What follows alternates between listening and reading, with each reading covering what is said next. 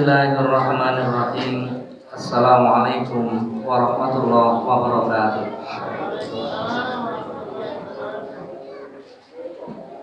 Alhamdulillahirabbil alamin wa bihi nasta'inu ala umuri dunya waddin. Wassalatu wassalamu ala asyrofil anbiya'i wal mursalin sayyidina Muhammadin wa ala alihi wa ashabihi ajma'in, amma ba'd. Yang saya hormati para shaimin shaimat jamaah Masjid Al-Fath, insyaallah kita semua mendapatkan rahmat dan keberkahan dari Allah Subhanahu wa taala melalui barokah dan karomah bulan suci Ramadan. Tahun yang lalu kita tidak bisa hadir di tempat ini karena kondisinya sedang genting. Tahun ini agak dablek kita, jadi sudah capek di rumah rupanya, ingin ke masjid.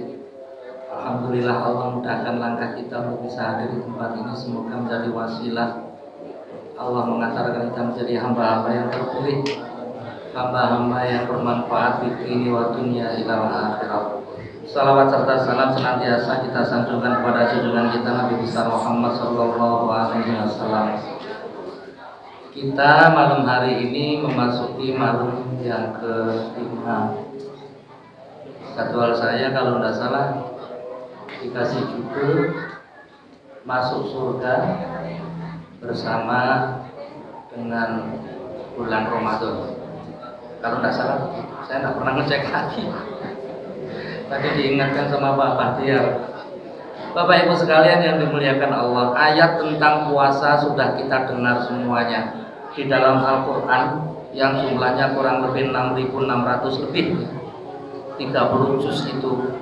Ayat yang menjelaskan tentang puasa itu hanya ada di surat Al-Baqarah ayat 183, 184, 185, 186, 187. 5 ini aja. 5 ayat ini kemudian dieksplor, dijadikan materi hampir tiap tahun. Dan kita sudah kalau sekolah itu mestinya sudah sarjana, bahkan sudah S3 khusus untuk spesifik ilmu Ramadan. Nah, di antara 5 ayat ini anehnya yang kadang-kadang kita kurang begitu ngeh ya. Ada satu ayat yang nyelip tidak berhubungan dengan puasa. Tidak berhubungan dengan Ramadan, tidak berhubungan dengan puasa. Ayo.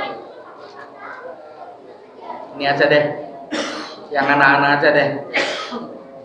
Ayat 183 surat Al-Baqarah yang mewajibkan puasa, siapa yang bisa? Yes. Kuisnya di tengah-tengah, enggak usah di tengah-tengah ceramah aja. Ada yang bisa? Anak-anak dapat hadiah. Bunyinya 183 saja bunyinya. Ada yang bisa? Dapat? Hah? Enggak ada. Ngacung, angkat tangan. Angkat tangan. Nanti dapat hadiah. Hah? Apa? Yuk bareng-bareng. Bareng-bareng ya. Sini sama Bapak. Ini berdiri. Bareng ngaji sama Bapak, ayo. Bareng-bareng ayo 183. Ada yang berani? 2 orang maju, 1 orang. Ayo sayang. Boleh. Ayo berdiri sini. Ayo sini. Oh enggak hafal, enggak apa-apa, nanti dibantu sama Bapak. Ayo sini. Pintar. Ayo sini. Ayo sini sayang. Oh, nanti dapat 100 juta sini. Tekor panitia 100 juta.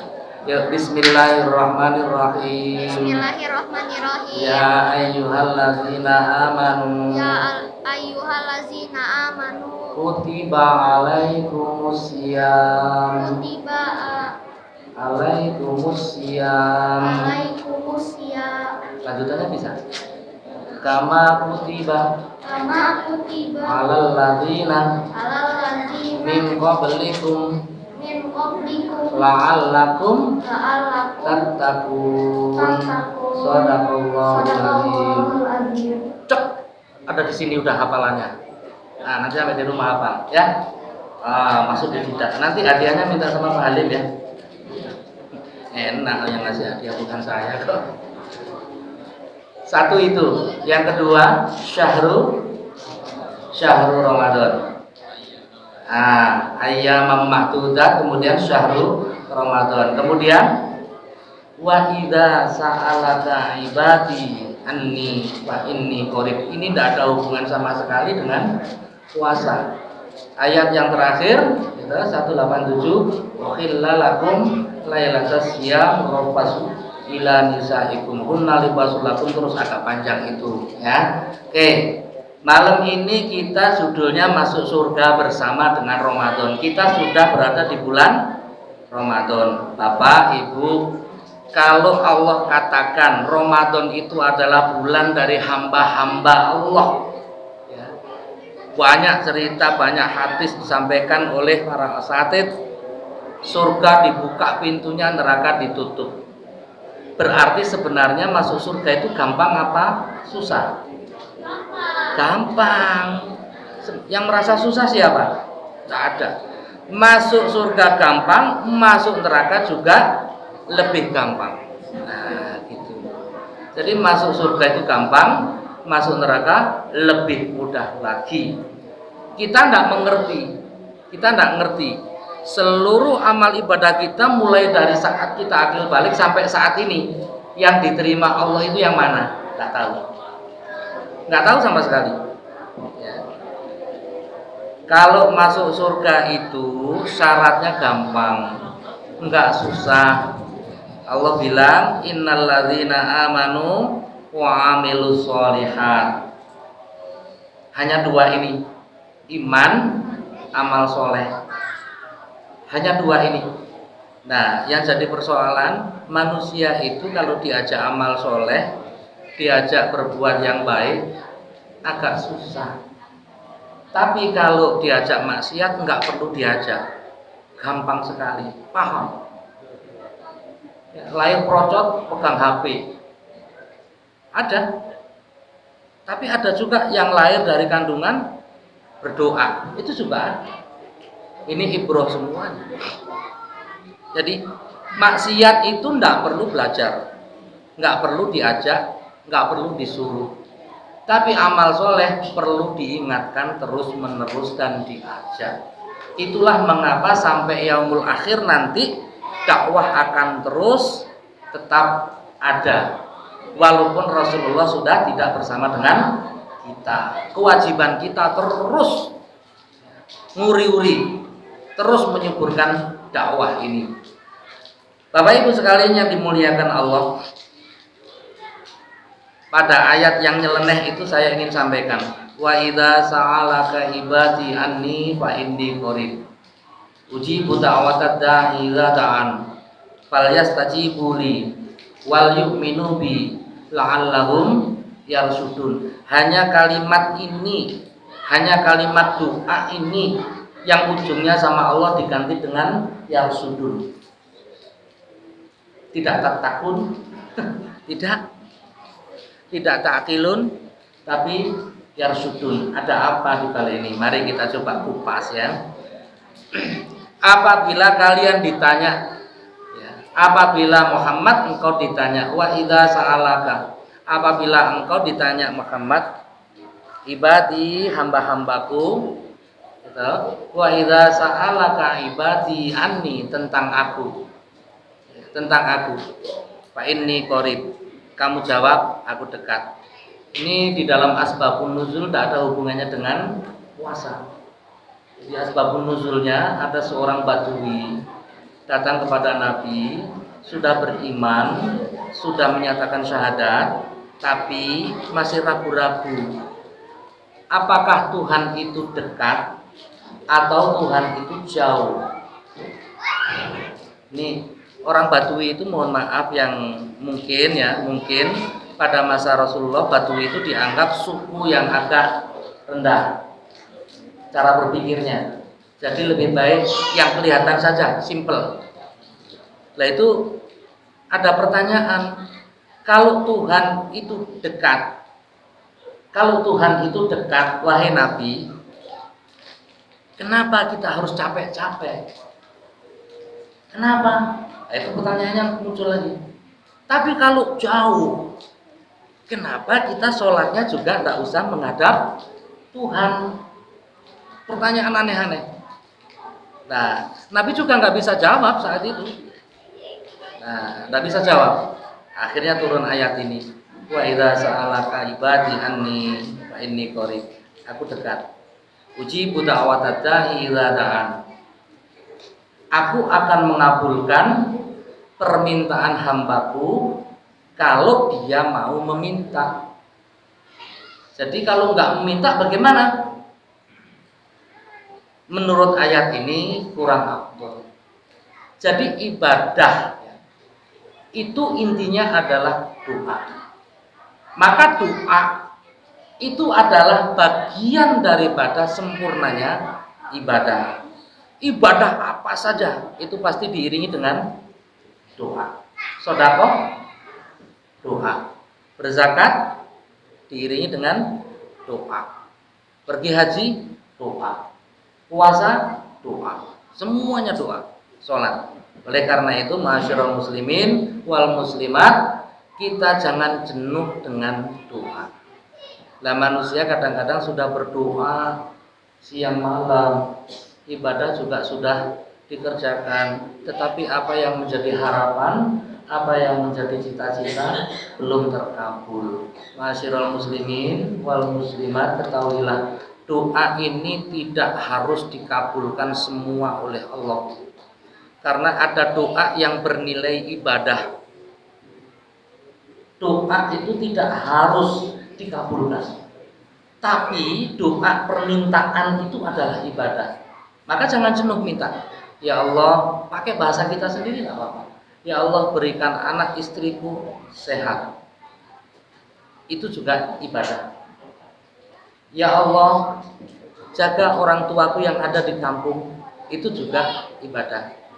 Loh, ternyata kita meminta tetapi Allah tidak memberikan sesuai dengan apa yang kita minta. Bahkan sebaliknya, mintanya sehat, besoknya langsung sakit.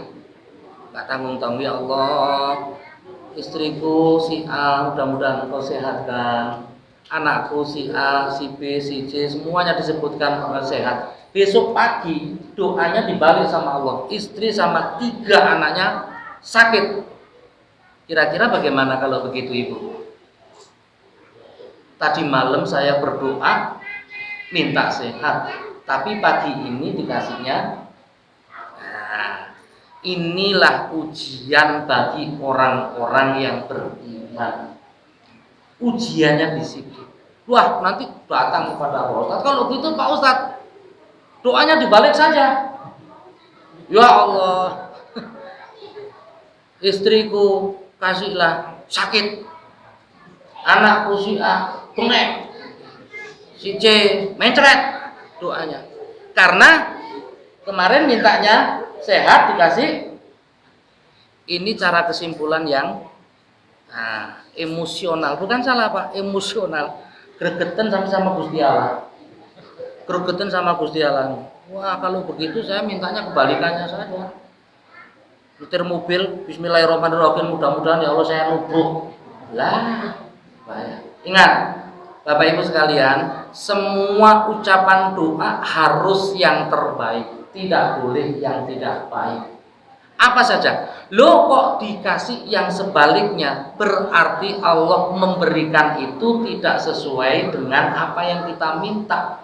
Tapi Allah memberikan sesuai dengan apa yang kita butuhkan. Yang dibutuhkan saat ini memang istri dan anak-anak adalah sakit. Karena itu adalah ujian kita supaya kita ingat pada Allah Subhanahu wa taala. Itu yang tahu Allah. Maka jangan pernah kecewa dengan doa. Nah, ngomong-ngomong masalah doa ini, seluruh ibadah isinya adalah doa. Tidak ada yang tidak isinya doa. Makanya Rasulullah mengatakan ad-doa umul ibadah. Bahkan masuk surga pun isinya doa.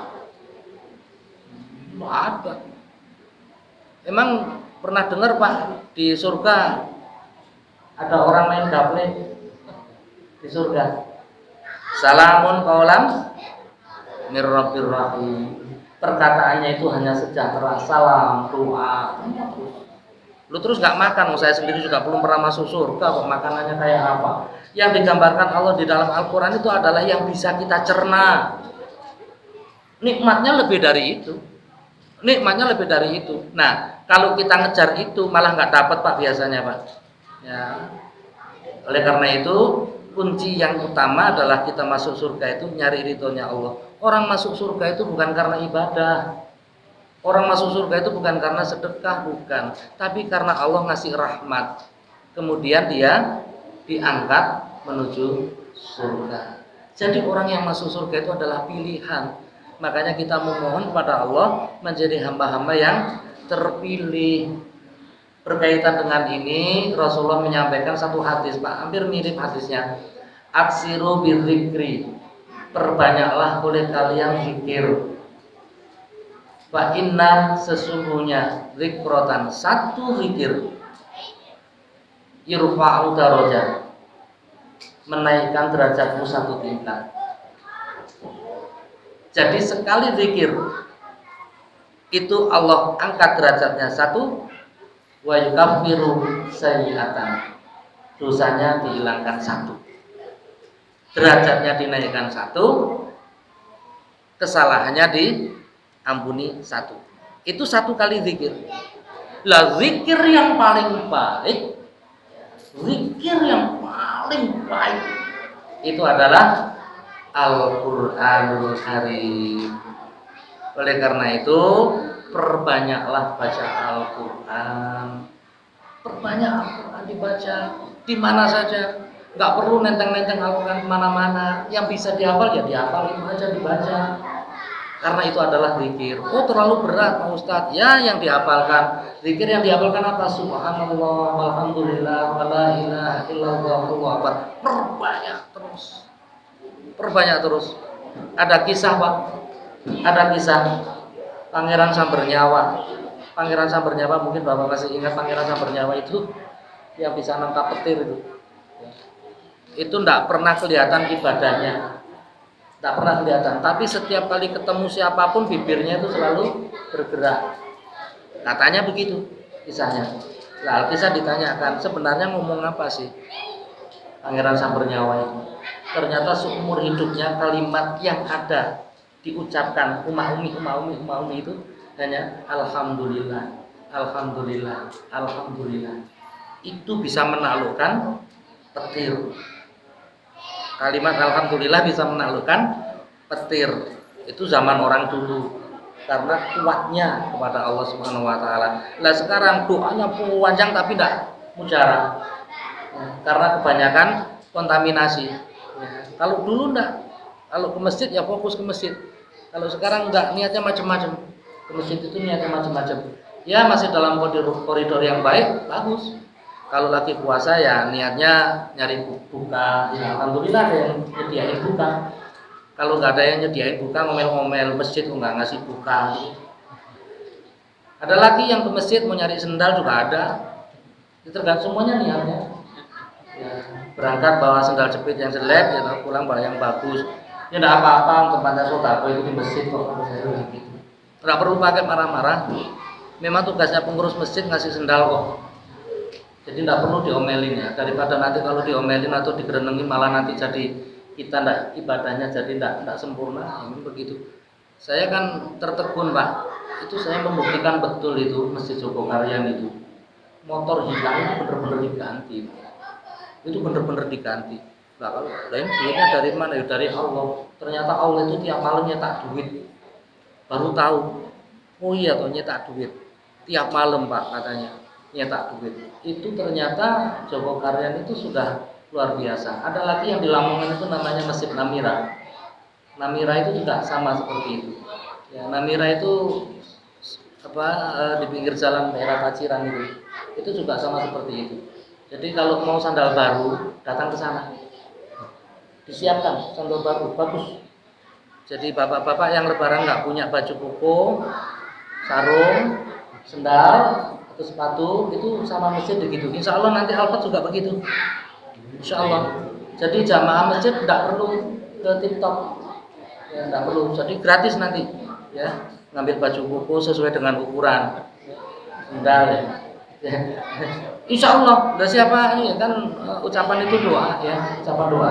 Memang masjid itu untuk sejahtera. Yang seperti itu. Loh, nggak mustahil. Lawang bangun katanya Pak Alim modalnya cuma 40, ternyata pengeluaran sudah 600 juta lah. Yang 500 lebih itu dari mana? Nah, itu kan malaikat yang kirim. Nah, siapa tahu besok di situ ada baju koko beneran. Ya kita nggak ngerti, Allah alam. Tapi kalau ngasih Pak Ustadz nomornya yang XL. Gitu. Ya udah dicegatin duluan ya nggak begitu. Yang XL. Ya kalau peci nomor 8, sendal nomor 40, komplit udah. Ya begitu. Bapak Ibu sekalian, Allah mengatakan Rasulullah mengatakan aksiru bidzikr. Kemudian ada satu hadis yang mirip dengan ini.